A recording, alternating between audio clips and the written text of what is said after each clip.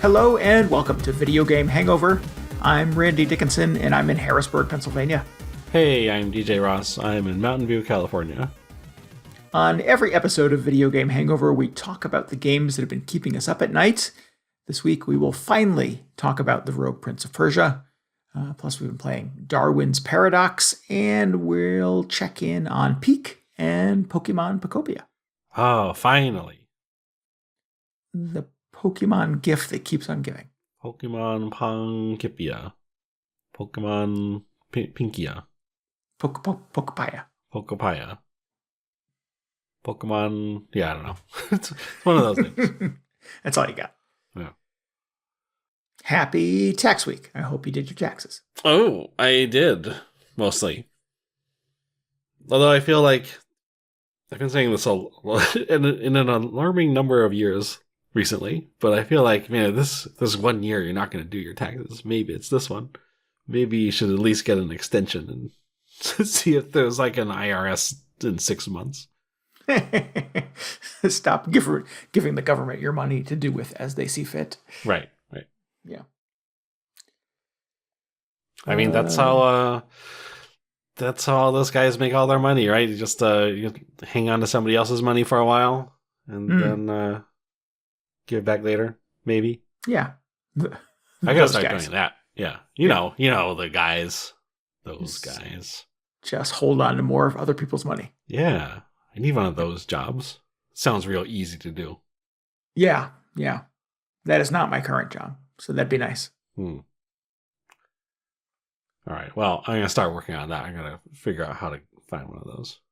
Okay, we'll check in on that next week. Well, I'm not gonna be here next week. I'm just gonna be looking at somebody else's money. Just sitting on a beach somewhere, collecting money. Yeah. Yep. Every once in a while. You do it while sitting on a beach? Yes, yeah. Offshore, because that's where those accounts are. Just offshore. Yeah, well, you got to keep an eye on it. Somebody's got to do that. Right. Good times. Every 15 minutes, you just glance over. Yeah, it's still there. And you go back to whatever you're doing. Mm-hmm. This is a weird start for an episode. Yeah. I don't know how to dig us out of it. I apologize. So financial advice. I got something. Are you? Sure. What do you got? You excited for Final Fantasy XIV Fan Festival next weekend? I am not. No. Well, no, I didn't have it on my calendar. I apologize. Got a couple of weeks to get your cosplay ready. You can. You don't want to show up in just anything. What cosplay character should I be? Should I like the spiky-haired emo guy or the spiky-haired emo guy? Is that just one guy? Is that? I feel like that's where like or the I don't know what the Asian princess in the flowy dress. Okay, name a second Final Fantasy character challenge. Yep, the Asian princess in the flowy dress. All right. The only Final Fantasy characters I know are Link and Zelda. Yeah. Okay. Well, you should show up as Link and be like, "Oh, I thought this was something else." Actually, the doctor's name was Link. It's Link's monster. Right. Yes. Oh, I wonder if anybody does that. They just show up in like the wrong thing. That would be hilarious. Because they're like in the game, people will dress up as Link. They'll like put on equipment, and everybody understands like, oh, he's gonna Link cosplay. But like you wouldn't wear that. Like there's gonna be a cosplay like stage show or like a runway show where the people walk out in their costumes. But you like it would be hilarious if you dressed up as like the fake Link outfit that people wear in the game. So people would recognize like, okay, you're dressed as the wrong guy, but you are dressed as like a Final Fantasy character dressing as him. I don't think anybody's done that yet. You could be onto something here. Yeah. Wrong game, right character. Yeah. Oh man, there are so many people in like knockoff Mario Brothers outfits. That would be so good. Interesting. There is in sort of like dark music culture, goth culture. There's a parody T-shirt. Are you familiar with the Joy Division T-shirt that has the radio waves on the front? Oh, sure. From Unknown Pleasures. Somebody has made a sort of a parody version of that has the radio waves, and on the top it says Depeche Mode, and on the bottom it says Boys Don't Cry, which is wrong 3 times. Yeah. But it's I think it's hilarious every time I see it. So yeah. it's like the most parodied album cover of all time. Yeah. Yeah, I don't think Final Fantasy cosplayers are like high concept enough to do something like that. I'm not like downplaying like their skill or anything, because they do amazing stuff, but nobody is doing, they're just cosplaying their characters, you know. Nobody is like, oh, I'm gonna be like the one weird NPC you run into this one time, or I'm gonna be somebody who's like dressed as somebody else inside the game. I don't know.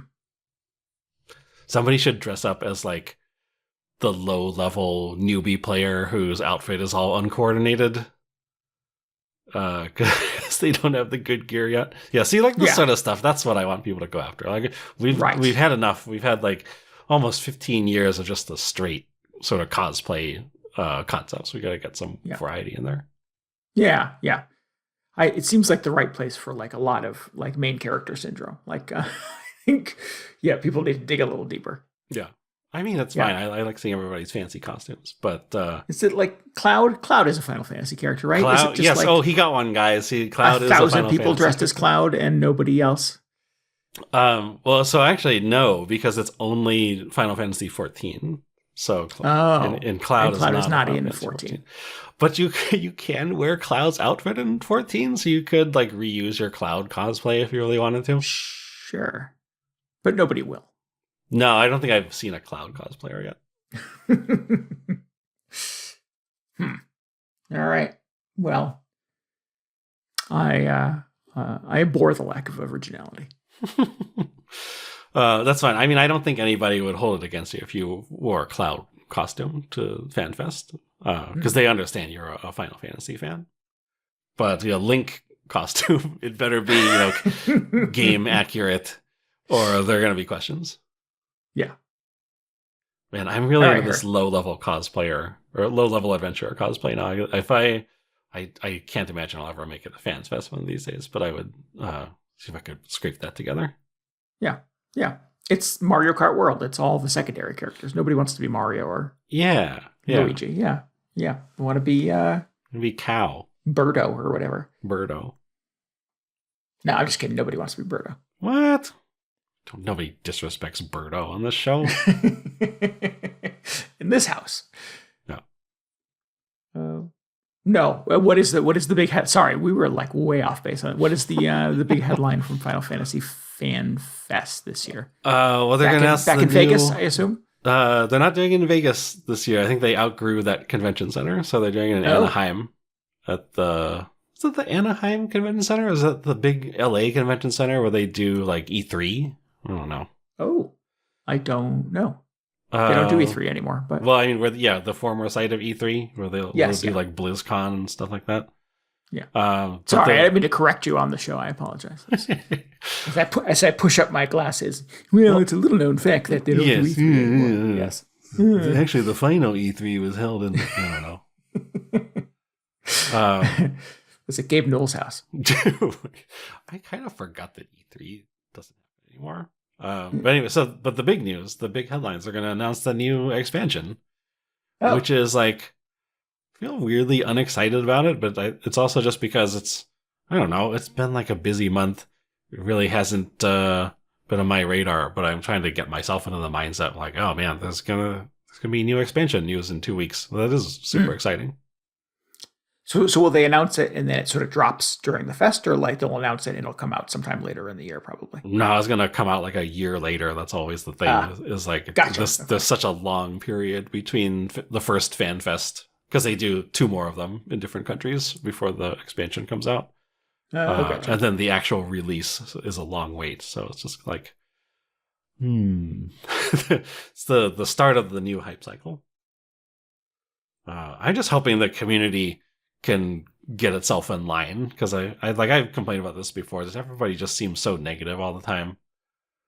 But I think if there's anything to get excited about, it's a new expansion. So I'm hoping people will just forget about whatever bad experience you had with the most recent expansion. Let's try and be optimistic. So, I still am able to tolerate hanging out with everybody in the game, because some people are just like, oh, imagine carrying this much sort of pessimism and cynicism with you every day. It's no way to live. Yeah. I mean, you're pretty invested, but you don't get negative or pessimistic. I feel like I'm reasonably, I'm not pessimistic, but I feel like I have tempered my expectations. Sure. You're realistic. Yeah, and also I understand that at the end of the day, it's just a stupid video game. Not stupid, but you know what I mean. It's stupid in the way that all video games are intrinsically stupid. Right, yeah. It is a goofy thing for an adult to do at their time. Right. But yeah, so that's next weekend. Cool. Looking forward to it. Just in time for 420. Just in time. No, it's after 420, right? So maybe the clouds will have cleared by then, hopefully. Oh, I thought it was 419 it would have ended, but it was my calendar. Yeah. No, it's the 20, I don't know, 25th or 6th, whatever. Gotcha. Okay. I don't know how calendars work. A little ways to go. Yeah. Speaking of 420 though, you got any big plans? Yeah, you and I gonna go fishing. Yeah. Oh, okay. We're gonna chill, if you know what I mean. Oh, a little. Well, wait a minute. What are we signing up for? Little fishing and chill. So since our next sort of streaming evening, our typical Monday night stream lands on Monday, April 20th this year, DJ and I are going to play Cast and Chill, which is not really a 420 game. No, I mean it's not overtly 420 in the way that Schedule 1 or Grand Theft Auto or Power Wash Simulator. Yeah, Drug Dealer Simulator would be. But yeah, I think it's cannabis coded though. I think it's definitely Okay. I've not played the game yet. I've only sort of admired the artwork on Steam and read its good reviews. But it's kind of a chill, idle social game. It's you and a buddy in a boat with your dog, just fishing. All right. So I was going to say, I feel like this must be due to your experience in the industry. I did not look at this and go, this is clearly cannabis coded. I can see it now that you're saying it, but yeah, I do have a bad habit of anytime I pick up a pair of pants with interesting pockets or a bag with a cool little pocket, I'm like, oh, you can put weed in there. Okay. So yeah, it's definitely gotten in my brain a little bit. So maybe I'm looking for it in places where it doesn't belong. Interesting. But yeah. Is this going to be how should I say this? Is this going to be an enhanced stream? This is optional. Optional? Okay. Yeah. I believe Twitch take kind of the hard line on that. So do they? Certainly can't. Yeah, I think so. Do they not? I don't know. I mean, we drink on there every year. Yeah. I thought I don't know what their stance is on weed, but I think for alcohol, it's don't get belligerently drunk or anything, but you can drink on stream. Yeah. Unless that's changed since the last time I read their terms of service. I guess I should look that up. I don't think I've looked up specifically what the 420 terms are. I don't know. I thought I had heard that that was forbidden, but I could be mistaken. All right. Well, got about a week to get it sorted out, right? And consult our legal representatives. Yes, you can smoke marijuana on Twitch, but it is heavily regulated by Twitch's community guidelines, and it must be legal in your jurisdiction. Okay, I mean that's what I'd expect. Don't do anything illegal on stream is a good guideline. Right, and it is not illegal in Pennsylvania or in California. So. Hey, Well, it's legal in Pennsylvania with boundaries. With caveats. With conditions. Yeah. But yeah. But I'm not saying that's what's going to happen. I'm not advocating for that. We would not encourage anyone to do anything they're not comfortable with, let alone you, my innocent friend DJ. No, yeah. But, we'll get out in that boat. We'll see what happens. Okay. All right. Well, yeah, it should be a good time. So recapping again from the top, Monday, April 20th, 10 p.m. Eastern Time, 7 p.m. Pacific. DJ and I will be playing a co-op idle fishing game called Cast and Chill. No, it's not an idle. I mean, there's an active mode where you actually fish. Yes. Yeah. I guess we won't be doing the idle part. Yeah. Well, I mean, now that I said that, let's not rule anything out. But there is like a switch you can flip to throw it into sort of an idle game, like background mode. Sort of like, what was the other game I played? Gordlitz, that just sort of lives at the bottom of your computer screen. Oh, yeah. So it's kind of the same deal. But, I mean, I don't know. I was fully planning to spend the whole stream in active mode. But, well, depending on how things go, who knows? We'll see how it goes. Yeah. Do a little of the idle fishing. Yeah. So go to twitch.tv/VGHangover for that. See how it measures up to all those other fishing mini games. Yes. Yeah. For somebody who's not a fisher in real life, I certainly do a lot of it in video games. I was gonna say, yeah, like, how do you feel about doing all this virtual fishing? Maybe we should table this discussion for 420. Yes, yeah. All right. Fishing inherently not vegan, but we can loop back to this conversation. We'll get into all the merits of virtual fishing versus actual fishing. Yeah. All that stuff. We will need some good dialogue as we're floating along. Yeah, I can tell my my one fishing story. Oh, is it like the one that got away story? Oh, you have to tune into the stream and hear what it's all about. I can't wait to tune in. All right. Well, there's a tattoo shop near me that has a 420 flash sale that day. Oh, that sounds like a mistake. Yeah, that seems like not a good idea. Yeah, you want to make informed decisions about tattoos, I think. So maybe that's not the day. Yeah, or maybe, if you have the right weed, or it helps you narrow it down to like, oh, I never realized like this is the tattoo I need. Yes. some secret strain that makes you very decisive. Yeah. Did you get a 420 tattoo? No. Okay, not yet. No. Despite having worked in the industry in the past, I never succumbed to the peer pressure to get a pot leaf tattoo anywhere on my body.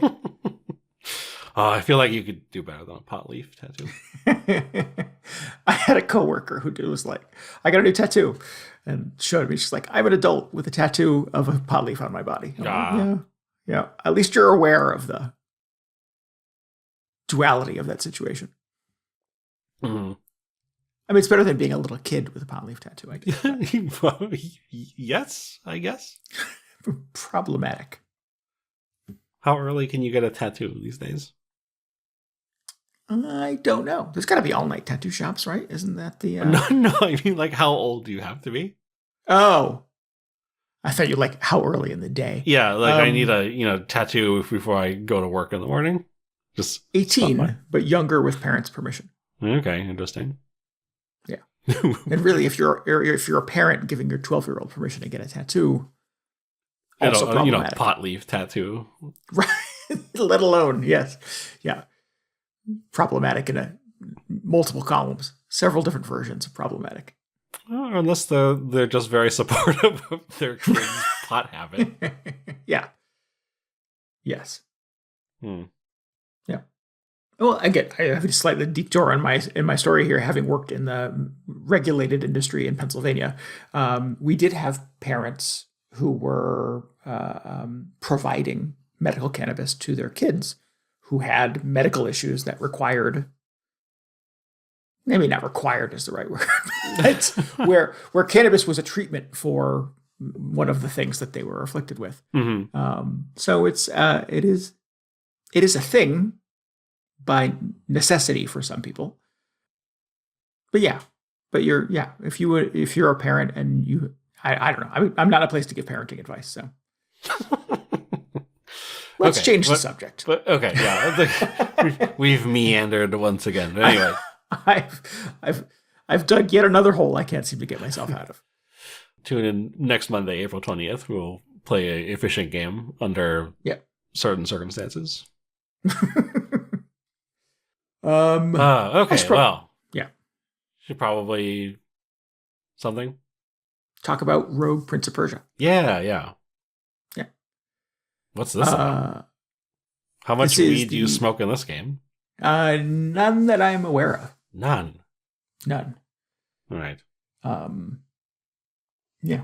It is the second Prince of Persia game in as many years, which is exciting for a series that was kind of dormant for a very long time. Yeah. There was the Lost Crown. And then this was sort of a surprise kind of stealth release over the summer, I think in kind of early access. And it has only sort of recently been kind of released as a final version, I think. So this is a kind of a different take on the Prince of Persia formula. It's still kind of a 2D platformer, kind of very similar in presentation to the Lost Crown from last year. A bit more of a cel-shaded, kind of Technicolor variation on the artwork. But this is a roguelike, as the title would suggest. It's interesting that like for a long time we had those 3D Prince of Persia games. I just think it's interesting that once again, they're coming back to Prince of Persia after it's been dormant for a bit. But they're all sort of like going all the way back to those original Prince of Persia games that were more like these 2D, like dungeon crawlers, but sort of like adventure games. Yeah. Because I kind of feel like, they had such success with those 3D ones. It feels like they would probably want to make another one of those, but it's kind of cool. Seeing them like almost paying tribute back to those original ones instead. Yeah. I mean, what's the Prince of Persia that everybody kind of loves is the Sands of Time, right? Is that what that's called? Yeah. Yeah, where you could kind of rewind and stuff. And yeah. You do any time rewinding in this? No time rewinding in this, but you have a magical amulet that allows you to kind of manipulate time, so that if you wait a minute. Okay, so you're not rewinding. You're not like, I didn't stick the landing and I fell off the side of a building or off a cliff or something like that, and I can rewind back to take the jump again. Okay. You have a finite amount of health, and if you die, it warps you back to kind of a starting place by nature of this mystical amulet. I see. And you kind of reapproach your run. You can the roguelite element of this is that throughout the course of you, the Huns are attacking Persia, and you're trying as a prince, you're trying to sort of like get back to the castle at the center to make sure your family is okay, to liberate your people, to fight back against the Huns. So you have this magical amulet that allows you to basically start over with new knowledge of sort of the layout of the levels. You do get to collect these things called spirit shards or something, some kind of in-game currency that you collect from beating enemies. You get to bring them back with you to the start if you survive. But if you die, you lose them. So the goal is to be able to sort of like complete a run without losing your pickups, essentially. Because those spirit orbs allow you to upgrade weapons, get new abilities, and stuff like that. There are cool little amulets that you can pick up during the course of some runs that give some kind of big modification to just that set of circumstances. So one of them was like a power up that I got was like a buzzsaw blade that I could throw and like retract which was really good for sort of cutting through waves of enemies. There was another one that was like a sticky resin thing that you could sort of deploy, and rather than enemies being able to charge you, it kind of froze them in place briefly, and you could go run up with your sword and hack them. Those disappear if you die or get back to your home base. So they're really kind of limited use, kind of randomly generated little perks, essentially, that allow you to kind of manipulate the rules of the run a bit. So how long is a run? Like, what is that like the whole game? You get to the end of the run and it just restarts you back at the base with some your spirit whatever's. Well, you're going different pathways in different directions. So there's like the first kind of run is you trying to sort of find out what happened. You're breaking into the Huns' camp. You're like reading their journals and their battle plans and stuff like that. You get a piece of information that tells you, go here and look for this to find this prisoner that they took and capture them and rescue them. So then it unlocks another door back at your base that allows you to run in a different direction. So it's different kind of platforming levels and challenges with different kind of environments and stuff like that. So it's almost like little like quests or something. Yeah, levels essentially, but they're meant to be a platforming challenge. So you can do wall running and climb up and down poles and bounce off of enemies to get big jumps and stuff like that, which also sort of does damage as part of your attack. Yeah, so it's all of the kind of the platforming stuff I think you would expect from maybe a game like this, or at least the kind of the current incarnation of a game like this, with a lot of pretty tough enemies and some boss battles along the way. Are the different runs like procedurally generated, or are they like the same every time? No, I think it's pretty scripted. It's level based. So interesting. Yeah. But they're just sort of mixing it up and collecting information and little leads in the story to be able to run a different level, a different direction. It opens that door for you being able to kind of explore. Yeah, it sounds almost like Dark Souls or something, where you go out and try and survive with all your resources. So then I guess you just spend them on something. But otherwise you would lose them if you died along the way.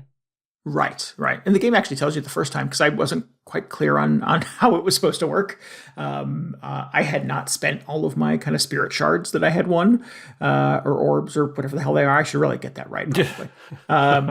If I'm going to talk about the game. I had not spent all of them, and the game was like, are you sure you want to like venture on the next run? You still have spirit currency you haven't spent from the last one. If you die in battle, you'll lose these too.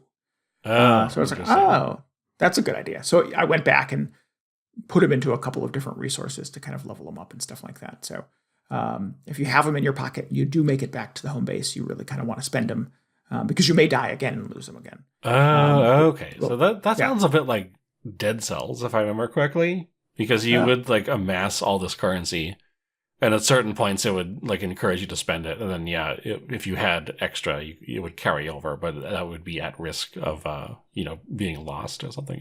If I'm remembering Dead Cells correctly, it's been a while, but there was just that constant sort of sense like, oh, I'm carrying around a lot of stuff. I should maybe like bank it at some point. Yeah. But, well, I mean, incidentally, this is the developer of some of the Dead Cells games. I don't know if they've made all of them. Oh. But they did that Dead Cells Castlevania game. Oh, okay. Yeah. Oh, interesting. Well, then that makes sense, I guess. Yeah. And some of the other Dead Cells DLC, it looks like Fatal Falls. I don't know what these are. The Bad Seed. The Queen in the Sea. There's a lot of Dead Cells content. So they are responsible for all of those. The dev is called Evil Empire. Yeah. Yeah. All right. Well, that's cool. They got you playing Dead Cells finally. Kind of. Yeah. Yes. Yeah. The Prince of Persia-ness of it is cool. It's all a very interesting kind of color palette. I think they're doing some really interesting stuff from an art perspective. So it doesn't just sort of look like a rough and tumble next gen kind of like moody Dark Prince. What was the one that got a lot of hate for being? The Warrior Within was sort of like the emo prince. Yeah. This is really cool. They really kind of double down on the more colorful side, I guess, of Persian culture. The soundtrack's really good. The soundtrack is a Persian artist actually called Asadi, who mixes kind of original Persian instrumentations and kind of musical arrangements with more like hip hop beats and stuff like that. So it's pretty unique. The soundtrack is streaming. Would recommend people listen to that. I've been enjoying that for the last couple of weeks as well. I don't love this version of a roguelite. I like my roguelites, like collectible card games and deck builders and stuff like that. That seems to be sort of like the kind of the perfect incarnation of that type of a game for me. I thought The Lost Crown was really difficult, and this is even more difficult by sort of nature of its kind of structure. So I am sort of finding kind of the live, die kind of treadmill a little frustrating. I get that that's sort of part of the experience, but like I would like to live a little bit longer, please. You do get some perks eventually for extending your life or being able to top off your health and stuff like that kind of midstream. But it's a little stingy on those things early on. But you're gradually sort of like, I don't know if you're increasing your stats or whatever, but you're sort of like increasing your survivability, I guess, by completing these runs and spending resources on stuff that you can restart with. Yeah, you're getting some of them are little things like sort of a 10% increase in special attack damage or a 10% increase in sword damage. And you can hit those, at least I think so far, you can hit those kind of multiple times. So you are kind of leveling up those weapon abilities. And then there are kind of the little kind of incidental perks and side weapons that you collect throughout the course of the game that you can put spirit resources into to make stronger and to have access to for longer, or to lower the cooldown and things like that. So, you are kind of by nature of sort of like doing the runs and hopefully getting some of those kind of spirit currency back to the home base. You are giving yourself more of a fighting chance. It has not felt easy by any means because, of course, as you're doing that, the enemies that you're encountering are getting tougher and bigger and stronger. But it does at least kind of give you a fighting chance. Is that like they just get tougher as you like unlock more advanced runs, or are they leveling up with you? They're not leveling up with you, and I don't think there's like a level number sort of assigned to it, like a RPG. Like I'm not a level 9 prince or anything like that. But they're just like getting stronger. Yeah, as you're sort of getting further into it and unlocking more doors to be able to kind of run in different directions and different levels, essentially, the enemies are tougher. Okay, those further levels, yeah. But like there's patterns to them, and the more you sort of fight them, the more you sort of know, that type of enemy does 2 slashes, and then there's a pause, and they do a hammer down. So like during the hammer down, you want to take a step back, and the prince has a really good kick in this, and there's lots of sort of environmental things that you can kind of kick enemies into. You can kick them into each other. So there's definitely a bit of a little of a learning curve and a bit of a ballet to the fighting style that is kind of fun to play around with. And you get a ton of different weapons too. He has kind of a big badass sword, which has sort of upgrades to it as well. But there's like, what are some of the other things? There's what is the thing in I don't want to get it wrong, but there's it's like it's on the end of a chain. It's like burn stuff inside of it and smoke comes out of it. Like a sensor? Yes, I think that's the word. That's you just whack people with it? But you can whack people with it, which is cool. So kind of swinging it over your head. So it has kind of a wind up, but it does kind of a pretty devastating hit. There was the saw blade yo-yo thing that I mentioned. And there's a couple other things. You have like iron like bracers that you could put on your hands that have spikes in them. So yeah, all kinds of kind of fun weapons that kind of mix it up. Can't take those on an airplane. No, not at all. There's remote weapons too. So you have a bow and arrow. There's like a pole or a pike you can chuck. and fun stuff like that. So yeah, there's some variety to the combat in that regard too. You have that electric whip from Dead Cells? Oh no, I don't think I've gotten an electric whip yet. Oh man, that's the one you want. That was the best one. Yeah. Yeah, I've never played Dead Cells. Everybody loved it. I know that. I remember. I think you and Paul, I think at the time, were both big fans of that game, if I remember correctly. Yeah, it was very sort of like snappy, fun action. Although I don't know if I loved the roguelike aspect of it, because it felt like it was. I mean, I also played it when it was still in early access, and didn't really revisit it beyond that. I just felt like I was progressing so gradually through everything, which could have just been I was bad at the game. But I wish it felt like the things I was doing were making a little more of a difference in subsequent runs, or maybe I just wasn't learning quickly enough. Yeah. But it has been one of those games where I always think like, oh, I should give that another try, especially since they're making it that studio is making it like a proper Castlevania game, which is really exciting. Yeah, I'm excited about that. Actually, there's that kind of indie game conference last week. They were showing, I think, a trailer for that new Castlevania. It looks really good. Yeah. But it's cool to learn that. So I didn't realize that they were behind this as well. I hadn't been following it too closely, but now I'm like, oh, maybe I should play Dead Cells again, but also maybe I should play this also, see how it compares. Yeah, it's good, and it's a really beautiful, really great soundtrack. I mean, I appreciate the art style and some of the creative decisions.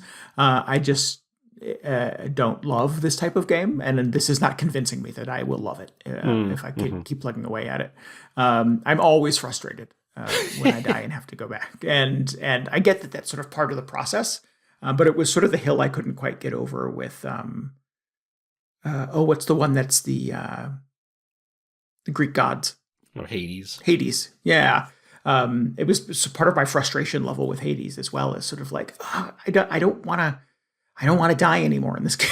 I find it really frustrating that I have to keep going back. And I get that it's giving me more story and more opportunity to interact with characters, and it's sort of part of the process, but I still am pissed off every time I die. I feel like Hades and Dead Cells, and I guess this by extension, had very similar sort of like the speed of progression was very similar. Which you would think, maybe, why didn't I quit Hades like I quit Dead Cells? But I feel like Hades was much better about giving you interesting like modifiers so you could build out your weapons and enhance them in interesting ways. Yes. Yeah.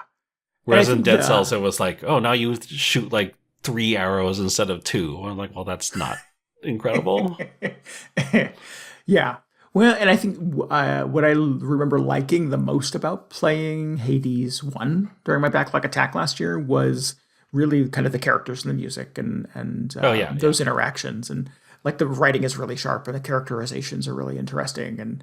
And so like the reward for dying was you got to spend more time sort of talking to these characters and digging into kind of the intricacies of those relationships and stuff. And that felt super rewarding, even though you weren't sort of doing the winning the game thing at that time.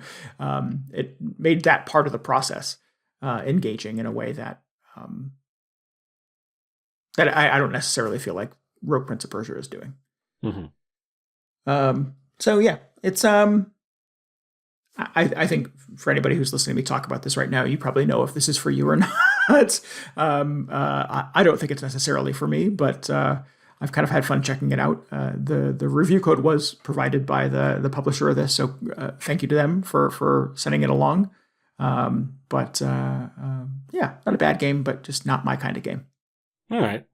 Well, I'm surprised, because I can't imagine you playing Dead Cells for more than 20 minutes. So if you made it longer than that in this game, which it sounds like you did, that's impressive. I put 3 or 4 hours into this. I think I've kind of hung in there for a bit. But yeah, I'm not feeling sort of the curve bending in my direction. I definitely want to sort of feel like I'm making more progress. And maybe 1, I'm not making a ton of progress, or maybe 2, I am, and the game is not good at sort of telegraphing that. I'm not sure. But I do feel like I'm just kind of getting my ass kicked all the time. which is how I felt playing The Lost Crown as well. So and maybe that's just sort of... That was like a Metroidvania, right? That wasn't a roguelike. Yeah, no, that didn't have a roguelike structure. It had more of a Metroidvania structure, yeah. But I thought it was also quite tough. Yeah. I paid full price for that game. I played very little of it, I think so. Maybe you're not cut out to be the Prince of Persia, it sounds like. No. Yeah. I like those old games. Even the one they did the reboot in the early 2000s that I think not a lot of folks liked, that kind of broke the series. I think it was just called the Prince of Persia. I like that one too. I think I played the hell out of that game. So I don't know. Maybe it's just sort of this modern variation of the Prince of Persia, just not doing it for me. Not into the 2D old school style. I don't know. Yeah, not sure.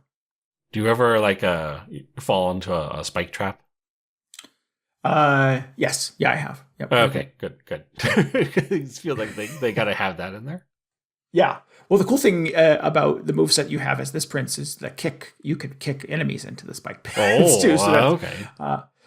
That's a very viable fight strategy. So if those are around, I always, one, try to make sure I don't fall into it, and two, try to kick as many people into it as possible. Yeah, good plan. Yeah. So Rogue Prince of Persia, this is out now. I played it on Switch too, but I know it's on Steam as well, and I'm pretty sure it's on PlayStation and Xbox. There's a physical version of it coming out this week, I think, if that is your kind of thing. But yeah, it's fine. It's fine. All right. I feel like I need to check it out now. Yeah. I'm not mad at it. I'm down to kick some people into spike traps. I feel like it's always me falling in those spike traps. It's somebody else's turn now. I'm going to make it happen. Right. There you go. Payback's a bitch. Yeah. I've not played Dead Cells. I know a lot of people have. It was a very popular game. They made a ton of DLC for it. If you like Dead Cells, you will probably enjoy this, I suspect. Yeah. They did make a ton of DLC for it. What's going on in the world of Pokemon Pokopia? Oh, man. I'm still playing this game. I'm just like one of those periods where I don't know what game I'm supposed to be playing. Like, Pokemon Pokopia is fine, but it's just, I don't know what it is. I want to say, like, it's so chill. Sometimes I just want to, like, hit somebody with a sword. Or like shoot a gun, or just play a big noisy video game. And this is definitely not kick a guy into a spike. Kick a guy into a spike trap. Yeah, you don't do a lot of that in Pokopia, unless I haven't recruited the spike trap Pokemon yet. Maybe maybe I haven't built a spike trap. That's the problem. I haven't like cleared out a 2x2 grid and planted a bunch of spikes and have the game tell me, oh, you've created a spike trap habitat, and now. I don't know what kind of Pokemon would move into that, but I'm sure that one exists out of all the myriad Pokemon out there. But I don't know, it's just a very calm game, so I'm just making sort of like steady progress with it. Rebuilding habitats, cleaning up these towns that have been devastated by whatever happened to the humans. Is that sort of the central mystery of the game? Are you optimistic that you are trying to solve that mystery, or is that just sort of the window dressing? Oh, no, it is kind of the central mystery. And actually, gotcha. It has been surprising how like captivating that as just a central thing has been. Because I didn't go into this thinking like, there's just no humans anymore. But I didn't expect that to sort of be like, well, why aren't there any humans? Or are they going to explain something about it? And there are like little notes you can find and like not audio logs, but just like evidence that sort of like at the point where I'm at, it hasn't been fully explained yet, or there's been a lot of sort of like hints that you can piece together. So I have a pretty good idea of what was happening. Oh, interesting. But I was not expecting for it to feel as mysterious as it ended up being. And I don't know if I can get into more detail without like giving away a lot of stuff, but like they do a really great job of sort of like giving you clues through the environments you run into. like one of the areas you go to, it's kind of the same deal in every new location where it was clearly a town at some point and people clearly live there, but now it is just wrecked.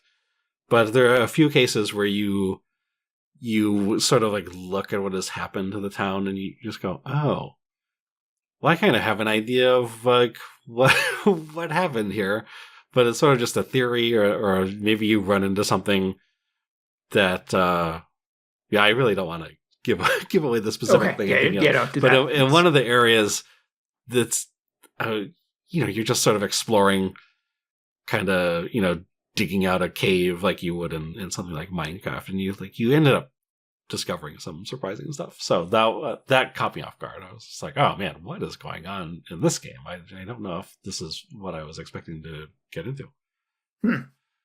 So that's been very cool. But it also is just, I don't know, it just feels like you're always just doing the next task for sort of the professor Pokemon who's directing you to recruit all the Pokemon and encourage them to move back in. So it feels very like by the numbers, or it's always sort of you just checking the next thing off the list.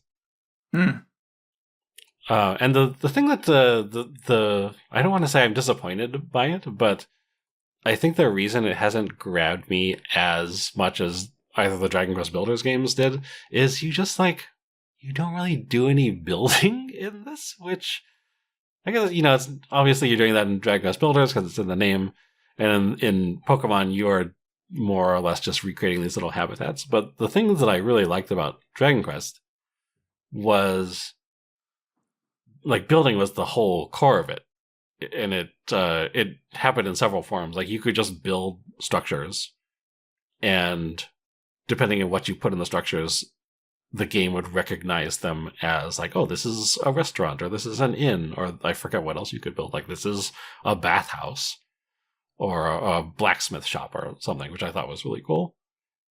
And then they would occasionally give you, like as part of the larger objectives in each area, they would give you a blueprint that you put down that would be some sort of like significant building. And the blueprints were essentially like these big Lego kits that you would just drop in, because they would tell you like, okay, here's what it's supposed to look like. Here are all the pieces you need. So you would go out and be like, oh, I need to collect like 40 bricks or like 10 ladders or chairs or whatever that you need to fill out this building. And I really like that part of it because it's essentially just building a Lego set. But that doesn't really happen at all in Pokopia. In fact, it's the way it handles sort of like the bespoke buildings is extremely different, because you would just buy a kit at the little Pokemon computer thing and plop it down like you would like you're putting down a new Animal Crossing building, and then it just gives you a box that basically says like, okay, here are 4 materials you need. It's usually like lumber and stone and clay or something like that. But you just put everything into this box and you don't have to actually go and place anything around. And then once you have all the materials in the box, Pokemon will just show up, or actually you guide the Pokemon to the building kit and they will assemble it over the next 24 hours. But man, it's such a different experience than Dragon Quest Builders. I wish it was a little more hands-on.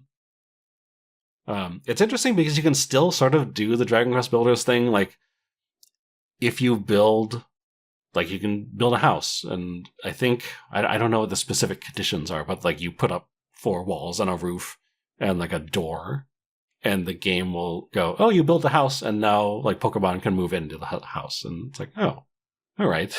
But it never really like guides you specifically to do that. It's just something you can kind of like realize, like, oh, maybe if I recreated, or maybe if I just like patched up the holes in this house that was here when I got here, it will turn into an actual livable house. And lo and behold, it does. So that's kind of exciting. But I find that I'm really going out of my way to like recreate the same sort of experience that I enjoyed from Dragon Quest Builders. So it's not a fault against the game, though. It's just they're trying to do something else with Pokopia. It's not a 1-to-1 like reskin of Dragon Quest Builders. I did finally unlock the area that is sort of like the freeform island, which you get there and they just go, okay, this is your own personal space. You can just build whatever you want. There are no structures there when you get there, so it's sort of like a blank canvas. And that's sort of exciting because I'm like, okay, well, now I can just put whatever. So maybe I'll just rebuild my town from Dragon Quest Builders that I was trying to do in that game. We can do it in Pokemon now. Because the building is still, like, it's pretty satisfying the way things come together. Like, it looks really good when you're done. I just don't know. Like, it's like this with every game. I sort of have a grand plan for how I'm going to build out this custom area, and then I will build, like, a sidewalk, and then get distracted by something else. And then, like, that was my whole experience with every Little Big Planet game. Like, oh, I'm going to make the best level ever. And then I'd make like 1% of it and go, well, this is too much work, and then go do something else. But we'll see how it goes with Pokemon. Interesting. That's, I don't know. I don't remember how much I remember of Dragon Quest Builders, but it definitely felt more, if I remember correctly, it was pretty guided. It was sort of like build this type of building, build, like you had like directions, right? Or guidelines on what you were supposed to be building next. Is that accurate? Yeah. Well, it was like, it kind of alternated between build this specific structure, and then at points it would sort of turn you loose and just be like, okay, just make the town nicer. So that probably includes like adding a couple more buildings where people can live, or maybe we need a restaurant or something like that. Right. And Pokemon does a similar thing, where they'll just say like, okay, so like improve the town's, what do they call it? Like the not livability, but like the environment level or something like that.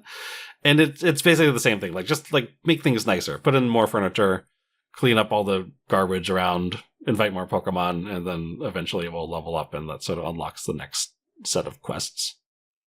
So I mean, the structure is very similar to Dragon Quest Builders. You're gotcha. Just approaching it slightly differently. Cool. Yeah, I'm interested in it. I don't know that I have the bandwidth for it right now because I'm also still playing a lot of Dragon Quest 7. But I'm intrigued by this, and I think it's enough of a sort of a cozy game and a building game and a, what do they call these like kind of Animal Crossing-ish, like social city builder kind of things. That I feel like it pushes enough buttons for me that I can get past my lack of knowledge of all things Pokemon. Yeah, I think like the Pokemon knowledge really is not important to be able to enjoy it. Did you like the town building stuff in the latest Animal Crossing? I don't remember how much you really did that. The 2.0 that came out earlier this year, is that the... No, just in like New Horizons in general. Like, did you do a lot of terraforming and custom like patterns or whatever? Yeah, a bit. Not. I don't think I'm nearly as creative as a lot of the people that make the coolest content on the internet. But I had some cool stuff going on my island. I did a bit of terraforming. Okay. I was pretty deliberate about like island layout and what went where. So yeah.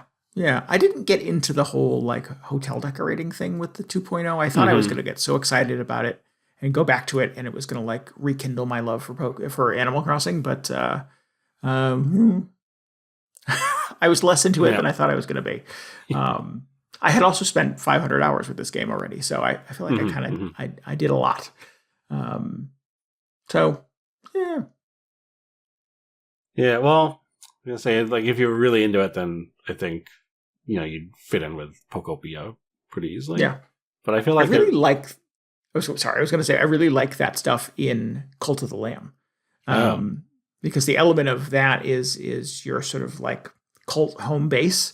And you have to build like all of the resources, like a kitchen and outhouses and a hospital tent for people who come back from crusades, but they're damaged or hurt. And you have to find a place to deal. deal with dead bodies. So you have to have a cemetery. Yeah. And you have to have housing for all of the cult members. So the more people there are in your cult, the more housing that you need. And you have a pretty finite amount of space. The Woolhaven DLC that came out earlier this year doubled the amount of space, which was bananas. But in the original game, the OG game, you had a pretty limited amount of space to kind of get all of these facilities operating and optimized. So I really liked that. I thought that was super satisfying. It wasn't SimCity by any means, but there was definitely enough of that kind of interplay that I found it pretty engaging. Were you like, did you just plop down the whole facility at once, or did you have to like build it like you would in Dragon Quest Builders? You get like blueprints, or you unlock access to it. If you want like a level 3 hospital, you have to build 1 and 2 first. Mm-hmm. But then you just assign cult members to build it, and it it takes place over a time. So it's typically not instantaneous. You have to have resources too. So you have to have a quarry, and you have to have some of your cult members have to be processing trees into wood and stuff like that. So you have to have enough of those pieces, and you have to have those facilities built already to be able to kind of expand in other places. So like, again, there's all of this kind of interplay between all of these operations that are kind of fun. That actually sounds closer to how it works in Pokopia, which is kind of weird. Like, instead of having devoted facilities, well, for most of the cases this is true, but like there are certain Pokemon who will like specialize in chopping wood. So if you bring them a bunch of logs, they will turn it into lumber if you give them a big pile of it. And then that's what you use to build the structures. Yeah. But I was going to say, like, you don't really need to do like prefab facilities or anything. I feel like you need to be like very self-motivated to get really into the building in this, I feel like. And I definitely do better with some sort of instructions. Like, hey, build a restaurant. Not just like, hey, here's a whole destroyed town. Just, please rebuild it. I'd be like, I'll get back to you. So it is helpful that you can sort of see like the skeleton of what the town used to look like, but like going to the new area where it's just build whatever you want. It's like, I don't know what to do with this. So that's where I see myself. The blank slate is hard. Yeah. Yeah. I don't know how long I'll stick with that part, but I had a really good time. Like, I just rebuilt this whole beachside town and like restored electricity to it, which is really exciting. Cool. And whenever I see like half of a house, like, oh, I see what they were doing here. Maybe I'll just rebuild the rest of the house and have a Pokemon live there, and that'll be good. But yeah, it just Pokemon, Pokopia, whatever, continues. Nice. Cool. What else did we have on our list? Oh, I played this new game I started over the weekend called Darwin's Paradox. What is Darwin's Paradox? You are an octopus. Oh, this game. Okay. Yeah, who is also a secret agent. And you escape from a factory at the beginning, and you quickly find out that there is an alien invasion happening on Earth, and you have to use your octopus abilities of camouflage and ink and things like that to be able to thwart the alien invasion. I was fully expecting this would just be like the same sort of aesthetic as like Strange Horticulture, and you're playing as like Charles Darwin cataloging new like species of animals or whatever. That would be amazing. Yeah, but like, why is this called Darwin's Paradox? Is it because there's like an octopus that's, I mean, like, I was gonna say it's like an octopus going on land, but like they could just go on land if they want. Yeah, I'm not sure what the paradox of it is. The octopus's name is Darwin. Yeah. Oh, okay. So it's just maybe it's just arbitrary that. Yeah. It's a guy's name. it has a very Pixar kind of aesthetic. Everybody has sort of big kind of bright eyes and sort of colorful expressions, and the animation's super fluid. It's a platformer. It's a sort of a stealth-based platformer. It is in fact published by Konami. So there's a ton of little like Solid Snake kind of little Easter eggs in it. One of your first hiding places is a little cardboard box. And there's some other Konami kind of Easter egg stuff in it. But it's fun. It's you use your ability to like stick to things and climb up a lot. So there's a lot of like verticality to the levels. There's a lot of hiding from enemies. Obviously, you're just a squishy little cephalopod. Is that the right word? And That's right. it's pretty easy to die. So you have to hide a lot. So you're using camouflage, and there's scenes that are underwater and levels that are underwater, and you can do ink clouds to evade enemies and hide. How does that camouflage work? You can change your skin color so that you blend into backgrounds. But you have to like activate it before, like you're in the spotlight from a guard tower, or before an enemy shows up with a flashlight looking for you. Mm-hmm. You have to kind of get the timing right. And you just sort of like blend into it's kind of a cool effect, actually. You kind of blend into the environment, and they go, I guess it was nothing. The alert is the classic Metal Gear, like the noise with the exclamation point above their head, and they come looking for you. Interesting. Yeah. And so you got to kind of get the timing right on that. That's kind of one of the things that is a little frustrating about it. Is it is sort of like Inside or Reanimal, which you and I were playing recently. There's quite a bit of trial and error to it. It is not immediately clear what you should be doing in some of these little sort of set pieces. So you figure it out by dying, and then you have to sort of load in again and go back to your safe spot and try a different thing, or try a different approach, or get the timing right. So I've had scenes, particularly as it sort of builds towards kind of like the big set piece at the end of a level, where there's a lot going on at once, and I'll die 9 or 10 times until I can sort of just kind of fine tune it and get, the exact right set of triggers and switches and shadows and things I'm supposed to be sort of deploying. So it sort of handles kind of frustration in a weird way. Maybe I just find all video games frustrating now, and because that does seem to be sort of the common theme here amongst my reviews. But it is a lot more trial and error than I would like it to be. Although, I mean, it would be weird if he had giant weapons and was built like a tank and could take 6 hit points before he died. So I get that, but it's also an octopus that is a secret agent. Playing Reanimal made me wonder, like, do people just enjoy sort of the trial and error rhythm of games like this?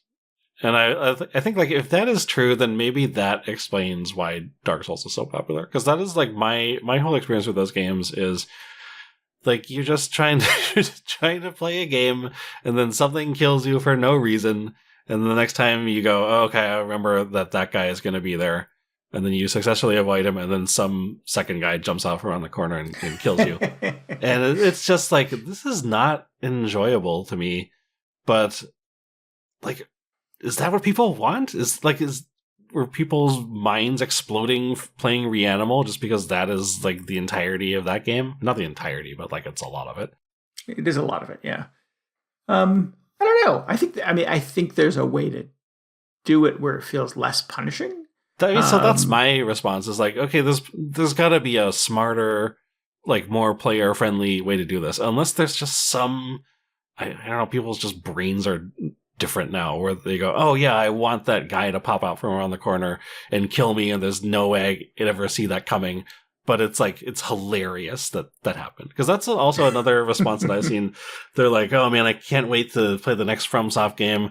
I love just getting, like, ambushed by some booby trap, and it's it's funny every time. It's like, that is not what I that's not my experience with those games. It's not my reaction when a giant like spike ball or whatever just drops out of the ceiling and flattens me.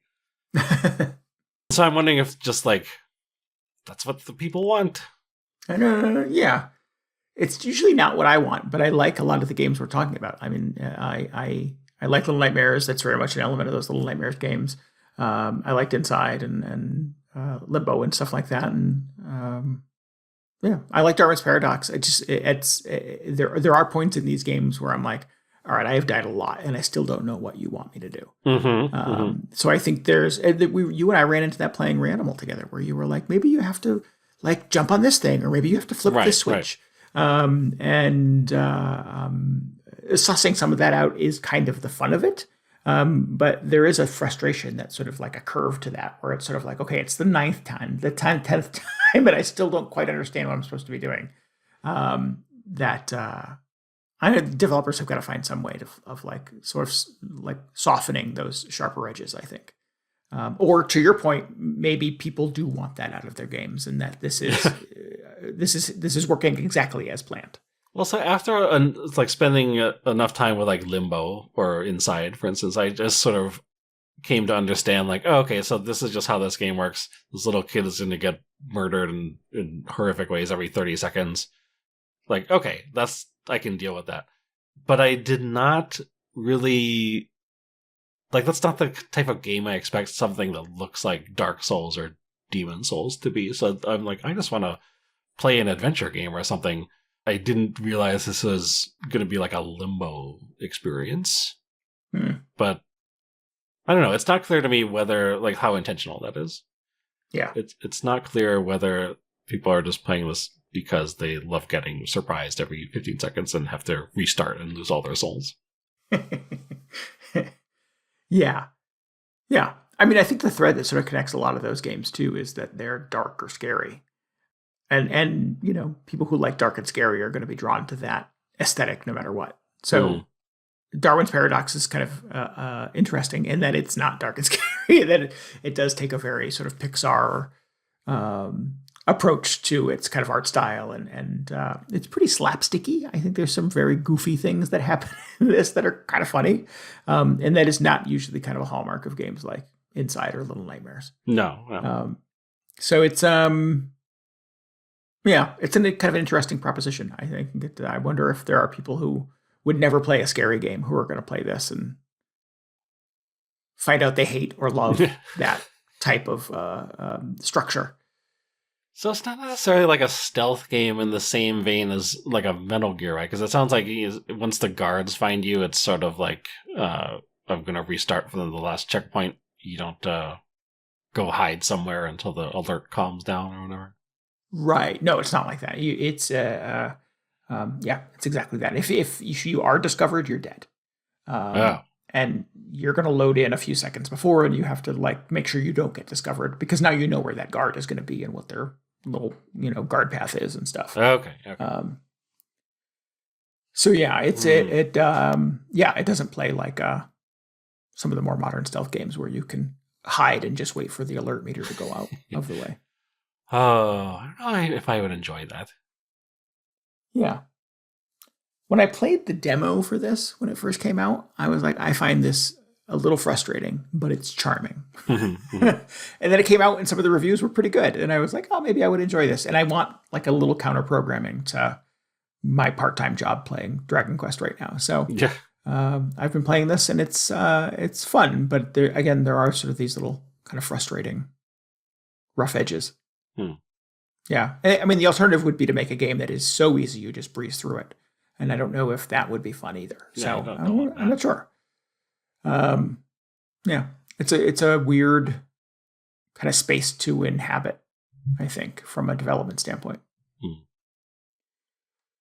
Interesting. I was wondering what the deal with this was, because they it wasn't a Metal Gear event, I don't think, but they showed off some new Metal Gear collection, and I think they showed a trailer for this immediately after, almost as if it was like, oh, that's not all for Metal Gear, here's this thing, but then it was just like an octopus, and I kept waiting for the connection to be clearer. Like they showed him in a cardboard box, so I was like, okay, well, where is this going?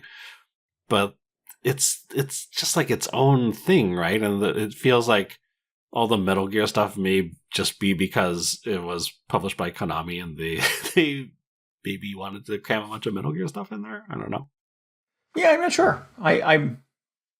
Yeah, it's a ZDT Studio. It's their first game. They are not a Konami like house studio. They're an indie studio, and somehow got this deal with Konami to publish their first game. So I have to imagine there was a version of this that existed that didn't have all of this Metal Gear stuff in it, and they were like, "Oh no, here's some Konami money. We want you to put in some Solid Snake Easter eggs." Yeah, that's weird.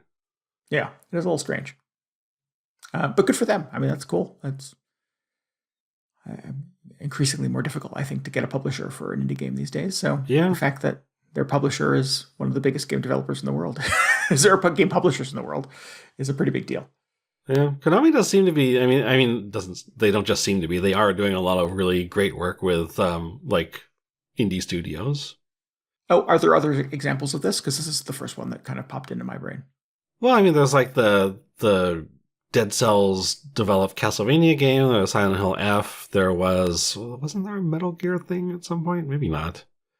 But they've been entrusting like their huge properties to these smaller studios. Yeah. So I mean, obviously they're showing that they're willing to hand the reins over to these other indie studios. But then you get cases like this where it's just, oh, they're also willing to publish just like some unrelated thing. Yeah. So I was just trying to figure out, like, is this actually supposed to be tied to Metal Gear, or it's just incidental because it's Konami published? It's interesting. Yeah.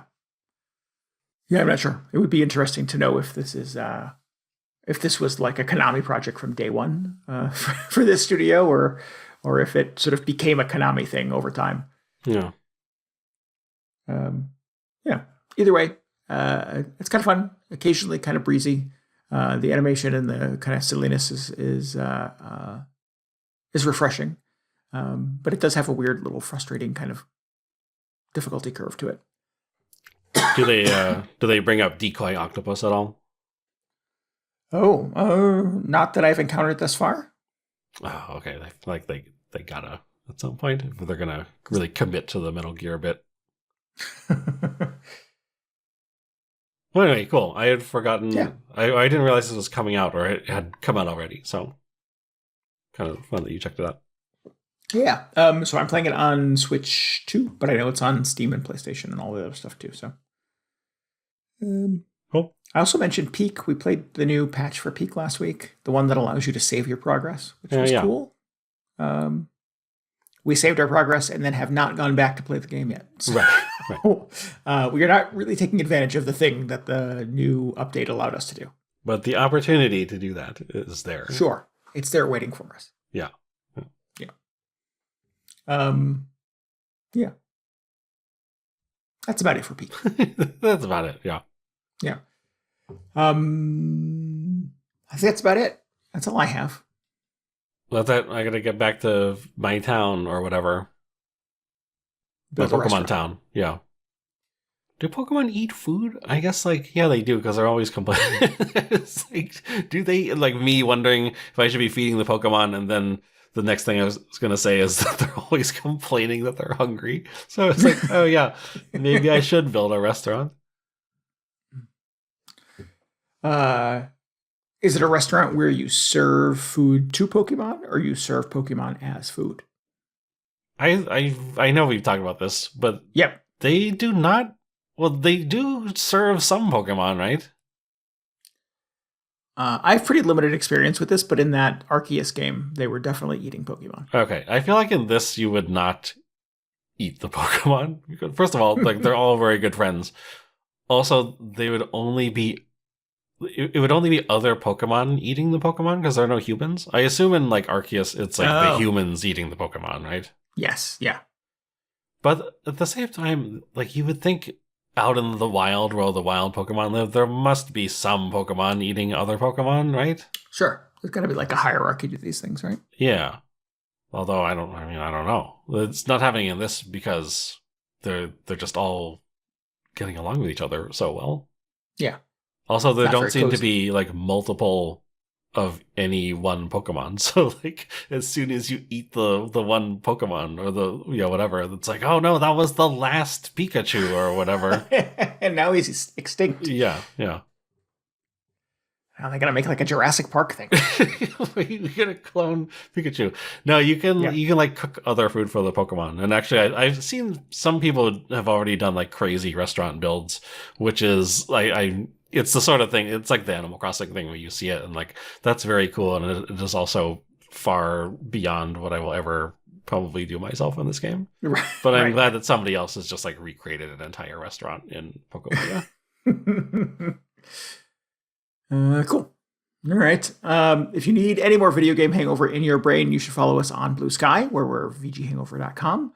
And you can always get show notes and links and tell us what you thought about this episode at VGHangover.com as well. We would love for you to join us on Discord. You can get a link to that at VGHangover.com. And what else? You should subscribe, rate, and review us on Apple Podcasts, Spotify, YouTube Music, Amazon Music, or anywhere else you can find a podcast. You can find this podcast. That'd be helpful as well. And maybe help us out by telling your friends about the show. Yeah, we really appreciate that a lot. Just help get the word out and bring in new listeners. It's always good. They can tell us which Pokemon they would like to eat. Nobody answered me a couple of weeks ago when I asked who was the most delicious Pokemon. Somebody was like, well, no, then we started talking about eating chocobos or something. That's a whole other conversation. Yes. That did come up. So yeah, I want to know which Pokemon would you eat? Ask your friends. Speaking of, I don't know what. I don't think there's a segue here. We want to give thanks again to Ray 8-Bit for our intro and outro music this week. If you'd like to hear more of his work, you can go to ray8bit.bandcamp.com. Listen to his whole discography while you plan your Pokemon-themed dinner party. There you go. Nice. All right. Well, we'll be back next week with we're going to stream Cast and Chill for 420. Yes. You can do that at twitch.tv/VGHangover on Monday, April 20th at 10 p.m. Eastern Time. And then the week after that with a whole new episode in your ears. Yeah. Until then, this is Randy Dickinson. This is DJ Ross. Thanks for listening to Video Game Hangover. Goodbye. Night.